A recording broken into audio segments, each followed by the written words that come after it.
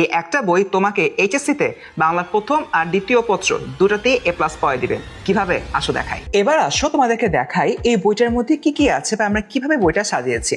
বইটা খোলার পরে প্রথমে খুবই গুরুত্বপূর্ণ একটা পার্ট হচ্ছে এই বইয়ের সূচিপত্রটা। তার কারণটা কি?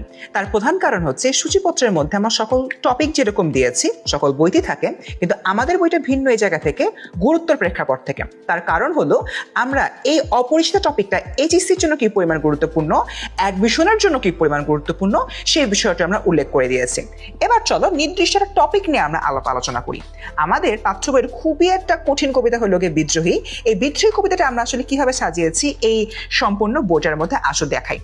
ফার্স্টে আমরা বিদ্রোহী কবিতাটা ঢুকলে দেখতে পাবো একটা টপিক রয়েছে শিখন ফল।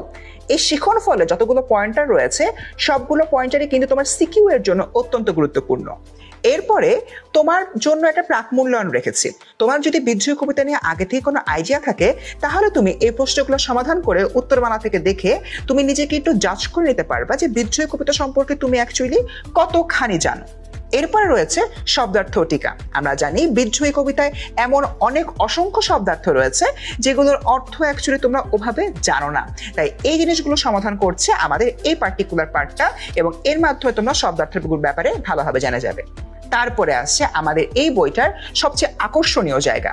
আমরা গতানুগতিকভাবে যতগুলো বই পড়েছি কোনো বইতেই কিন্তু কবিতার লাইনের পাশাপাশি কোনো ব্যাখ্যা দেয়া নেই, কিন্তু আমাদের এই বইটাতে আমরা প্রত্যেকটা কবিতার প্রতিটা লাইনের পাশাপাশি ব্যাখ্যা দিয়ে দিয়েছি, যাতে করে তুমি পড়ার সময় বুঝতে পারো আসলে কি বোঝানো হচ্ছে।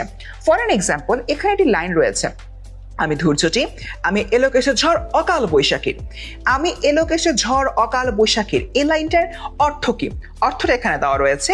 এখানে অকাল বৈশাখীর ঝড়ের সঙ্গে এলানো চুলের তুলনা করা হচ্ছে। আবার এলোকেশে এটার মানে কি? এটার মানে হচ্ছে যার চুল বা কেশ এলানো, অর্থাৎ আমাদের সম্পূর্ণ যে কবিতাটা রয়েছে, কবিতার প্রত্যেকটা গুরুত্বপূর্ণ যে লাইনগুলো, গুরুত্বপূর্ণ শব্দের অর্থগুলো আমরা কবিতা পড়ার সময় কিন্তু আসলে পড়ে ফেলতে পারছি, যার জন্য তোমার সেপারেটলি কিন্তু পড়তে হচ্ছে না।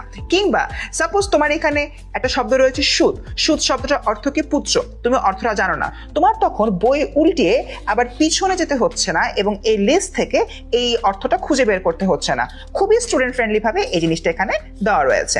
আমরা যদি এর পরবর্তীতে চলে যাই আমাদের এই কবিতা থেকে আর কি কি রয়েছে, আমরা দেখতে পাবো খুবই একটা ইম্পর্টেন্ট ফ্যাক্টর, যেটা হচ্ছে কি সহজ ব্যাখ্যা, এবং এখানে কঠিন লাইনের সহজ ব্যাখ্যা দেওয়া রয়েছে।